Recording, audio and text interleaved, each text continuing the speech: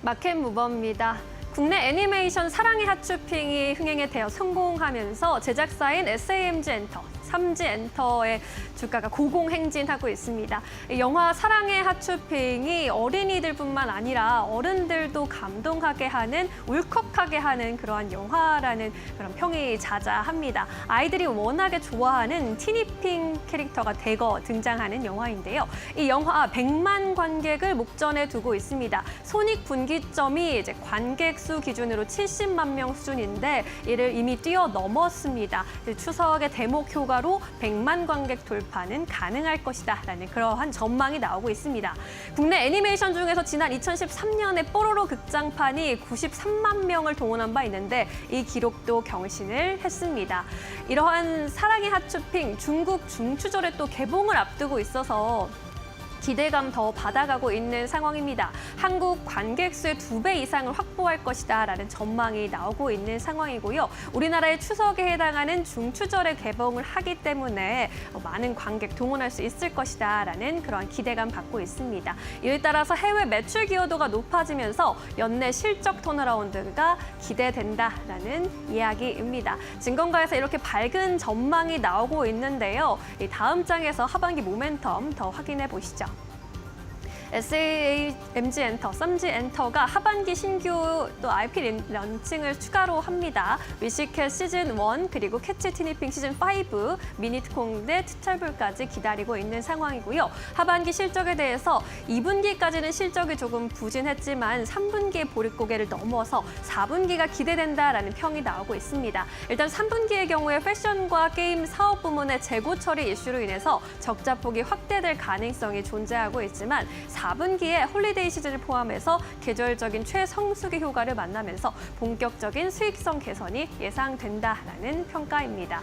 티니핑 같은 경우에는 삼지 엔터의 최대 인기 IP입니다. 아이 엄마들 사이에서 파산핑, 등골핑이라는 말이 있을 정도로 유명한 캐릭터인데 중국 아이들의 마음을 얼마만큼 사로잡을 수 있을지가 앞으로 실적 턴어라운드의 관건이 될 것으로 보입니다. 마켓무버 함께 하셨습니다. 네, 이어서 오늘 시장에서 움직이고 있는 기업들 하나하나 살펴보도록 하겠습니다. 오늘은 지시인포의 박수범 대표 그리고 이델리온의 박정식 파트너 모시고 이야기 나눠보도록 하겠습니다. 안녕하십니까? 안녕하세요. 네, 먼저 박수범 대표님께서 가지고 오신 기업부터 만나보도록 하겠습니다. 오늘 현대글로비스를 가장 첫 번째 기업으로 가지고 오셨습니다.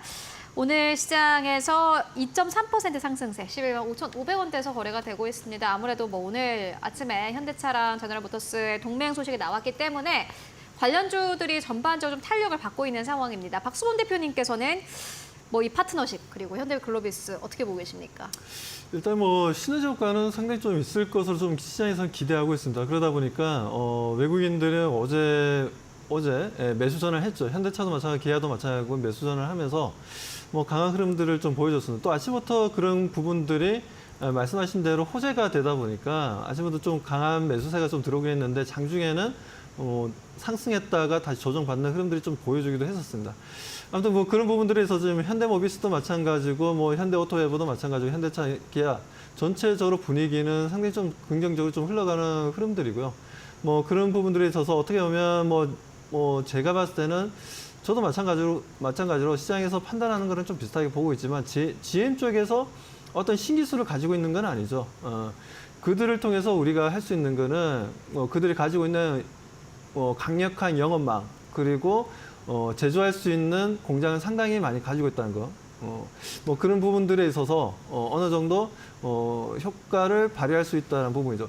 동사 같은 경우에 지금 이제 현대차 같은 경우에는 다들 아시다시피 수소차도 있죠. 거기다 전기차도 있죠. 거기에다가 지금 현재 UAM으로 하늘을 날아다닐 수 있는 자동차도 개발하고 있습니다.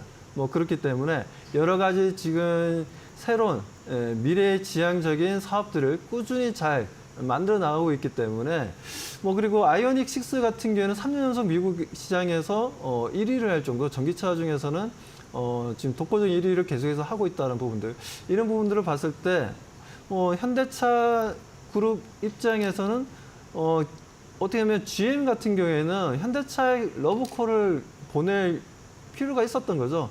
너무나 지금 현재 어떻게 보면 진부하다 해야 되나요? 너무나 지금 새로운 사업에 대한 네. 어떤 투자라든가 여러 가지 문제점이 계속해서 발생했던 부분들이었고, 그러다 보니까 많은 또 미국에 있는 수소차 관련된 기업들에서 또 투자했다가 실패도 많이 했었고 많은 어려움이 있었지만 이번에 현대차와의 시너지 효과는 상당히 좀 클 것으로 좀 저도 기대하고 있기 때문에 그 부분을 좀 생각한다면 현대글로비스가 좀 좋지 않겠냐. 물론 현대모비스나 다 좋긴 하지만 현대글로비스 같은 경우에는 일단 순환 출자고리가 안 끊어져 있으니까 현대차 그룹 자체가 순환 출자고리가 언제 끊어질지는 알 수는 없지만 하긴 해야 됩니다. 하긴 해야 되는데 이걸 지금 하고 있지 않아서 문제가 상당히 좀 심각해지고 있는 부분들인데 아무튼 그런 부분들 생각한다면 현대글로비스 그리고 외국인들이 최근 들어서 10일 연속으로 계속 순매수를 하고 있다는 부분들. 오늘 같은 경우에도 오늘 추석 연휴를 앞두고도 오늘 외국인들 순매수를 보여줬다는 부분들, 이런 부분들이 현대글로비스의 수급적인 흐름도 마찬가지고 차트적인 흐름도 마찬가지고 앞으로 상승 추세를 계속 이어나갈 가능성이 높으니까요. 추석 연휴 지나고도 현대글로비스의 주가 상승 흐름을 우리 시청자분들 좀 기대해 보시길 바라겠습니다. 네, 현대글로비스 이전에도 한번 가지고 오신 적이 있었는데 오늘 현대차가 좀 움직이는 것과 관련해서 오히려 현대글로비스에 우리는 주목을 해봐야 된다. 외국인 수급도 계속해서 붙고 있다라는 부분 전해주셨습니다. 이어서 조금 연결을 해보고 가도록 하겠습니다. 박정식 파트너님께서는 또 현대위아를 가지고 오셨어요. 어떻게 보십니까, 오늘 시장에서? 네, 이상하게 자꾸 현대 쪽이 좀 눈에 그러니까요. 들어오더라고요. 네. 왜 눈에 들어온가 했더니 역시나 이제 GM과 현대차의 MOU 계약 체결 소식이 인해서 좀 현대 관련 종목들이 좀 상승력이 잘 나타나고 있는 걸로 보여집니다. 일단 현대위아 같은 경우에는 제가 한 5만 1,000원에서 5만 2,000원 정도 권역에서 자꾸 언급을 드리는 것 같아요. 아무래도 좀 이제 실적이 개선되고 있는데 주가가 좀 힘을 못 쓰다 보니까 좀 이제 저점 매수 기회로 여러분들께 좀 제공을 해드리려고 계속 언급을 하고 있는 그런 상황인데 일단 현대위아 같은 경우에는 차량 부품, 기계 사업, 공작 기계 사업, 방산 사업, 특수 사업을 영위하고 있습니다. 근데 이 차량 부품 사업에서는 역시 이제 현대차 그룹에 속하다 보니까 차량용 엔진, 모듈 부품, 사륜구동 부품, 이런 등속 조인트 부품 이런 부품의 이제 상위권을 차지하고 있는 그런 상황이고요. 또 기계 부분에서는 이제 모빌리티 솔루션 사업으로 스마트 팩토리, 물류 사업을 하고 있고 또 방산 부분에서는 이 차세대 화포 개발, 원격 사격 통제 체제, 그리고 근접 무기 체제, 도시망공 모빌리티 등을 영위하고 있습니다. 근데 좀 특징적인 게 이제 본격적으로 이제 방산 기업으로도 좀 주목을 받을 것 같아요. 왜 그러냐면 국내 유일의 대구경 화포 제작 기업입니다. 그렇기 때문에 최근 이 K2 전차나 K9 자주포가 상당히 좀 핫하게 시장에 좀 부각을 받고 있는 상황인데 이 현대위아도 그에 발맞춰서 같이 좀 부각을 받을 수 있는 여력이 존재할 것 같고 또 최근에 좀 드론이 또 핫하게 좀 부각을 받고 있죠. 그렇기 때문에 기동형 안티 드론 시스템을 현재 만들어낸 현대위아가 또 부각을 받을 수 있는 여력이 있지 않을까라고 생각을 합니다. 거기에 일단 매출도 나쁘지 않아요. 지금 보시면 지금 매년 매출액이 지난 2021년부터 계속적으로 좀 증가폭에 놓여져 있거든요. 7조 5천억, 8조 2천억, 8조 5천억, 올해는 8조 8천억. 이런 식으로 지금 계속적으로 증가되고 있는 그런 상황이고 그로 인해서 지금 외형적 확장도 계속적으로 좀 일어나고 있습니다. 그래서 최근 분기 기준으로 보면 3조 4천억 정도의 지배자본 총계를 지니고 있는 상황인데 현재 시가총액은 1조 3천억밖에 되지 않아요. 그렇기 때문에 충분히 좀 중장기적으로 접근할 수 있는 그런 종목이 될 것 같고 가격적으로도 보면 최근에 조금 저점을 좀 올려가면서 바닥을 다지는 흐름이 나타나고 있고 또 거기에 이제 5일선과 21선이 골든크로스가 이제 한번 진행이 됐다가 다시금 또 이제 주가가 21선으로 밀렸는데 다시 또 21선 위로 올라탔어요. 그렇다라는 것은 더 이상 이제 저점을 주지 않고 이대로 바닥을 다지고 올라갈 수 있는 가능성이 점차 높아진다라는 뜻으로 우리가 해석을 할 수도 있을 것 같고 또 그러한 수급이 현재 유입되고 있는 것으로 판단이 됩니다. 그래서 현재 5만 1,000원 이하로 여러분들이 분할 매수 관점으로 가시면 좋을 것 같고요. 좀 이건 좀 길게 장기적인 관점으로 끌고 가도 되는데 일단 이대로 만약에 상승 흐름을 타게 된다면 저항으로 부딪히는 자리는 한 근접 저항은 한 6만 2,000원. 근데 이제 이 자리를 돌파 안착을 한다면 과거 2021년에 이제 10만 원을 넘었던 흐름도 나왔었는데 이때까지도 한번 올라갈 수 있는 여력이 장기적으로는 존재하지 않을까 생각하고 있습니다. 네, 5만 1,000원대 이하에서 모아가보자라는 의견으로 정리해보고 가도록 하겠습니다. 두 분 다 이 이슈가 좀 오래 갈 거라고 보시는 것 같습니다. 계속해서 좀 기대를 해보도록 하겠고요. 이어서 세 번째 기업 만나보도록 하겠습니다. 대봉 LS입니다. 오늘 3% 가깝게 상승 탄력을 가지고 가고 있습니다. 이 기업은 또 박수범 대표님께서 가지고 오셨던 기업이기도 한데 여전히 긍정적으로 보시는 걸까요? 이 정도 뭐 주가 레벨도 문제 없다고 보십니까? 네, 뭐 추가적으로 또 좀 더 상승할 여력은 좀 있다라고 좀 판단해서 오늘 좀 가지고 나오게 되었고요. 제가 너무 높지 말씀드린 않습니까? 네? 너무 높지 않습니까? 주가 레벨이? 높다라는 기준이 뭔지는 모르겠지만 네. 자, 아무튼 제가 말씀드렸을 때가 이제 16,000에서 17,000원 정도에서 제가 말씀을 드렸었고 지금 현재 뭐 23,000원이면 뭐 수익률로 따지더라도 대략적으로 지금 현재 거의 한 40%는 좀 안 되고 35%와 40% 정도 사이인 것 같은데 아무튼 오늘 같은 경우에도 26,300원까지 또 올라가기도 했었습니다. 하지만 이제 또 추석 연휴를 좀 앞두고 있다 보니까 또 그리고 동사 같은 경우에는 대체적으로 단기 급등을 하다 보니 개인 투자자분들 그리고 데이 트레이딩 물량들이 좀 많이 들어오게 됩니다. 뭐 그런 부분들에 있어서 제가 봤을 때 윗골을 좀 달았다라고 좀 판단하고 있고요, 기술적으로. 아무튼 동사 같은 경우는 뭐 지금 현재 펩타이드 관련된 이제 화장품 개발을 하고 있고 그 부분에 있어서 지금 판매를 하고 있는 부분인데 뭐 우리가 펩타이드라면 아미노산을 이제 연결시키면은 그게 하나의 펩타이드가 됩니다.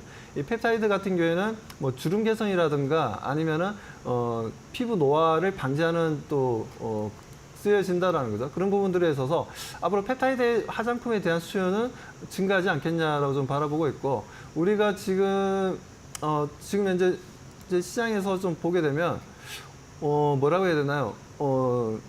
뭐 노화 관련된 부분들에 있어서 지금 이제 우리나라도 마찬가지로 계속해서 뭐 말씀드렸지만 올해 같은 경우에는 65세 인구가 전체 인구의 20%가 넘어갈 것이다라고 좀 말씀드렸었던 부분들이고 뭐 일본만 하더라도 지금 이제 거의 한 30% 가까이 됩니다. 65세 인구가. 그리고 그 외에도 지금 이제 유럽 국가들 같은 경우에 거의 다 뭐 프랑스도 마찬가지고 의외로 영국 같은 경우에는 18.6% 정도 보여주고 있고요.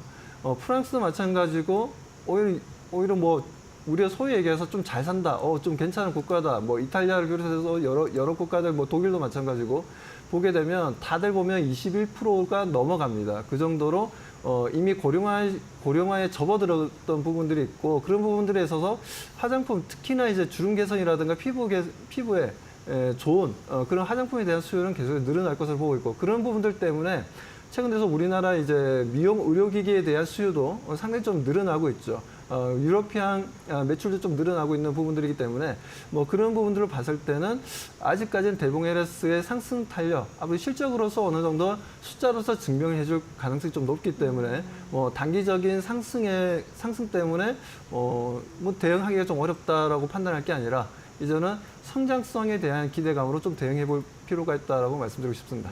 비만약 관련해서 이제 움직였던 기업이기도 한데 계속해서 조금 그 모멘텀이 살아 있다고 보시는 거죠?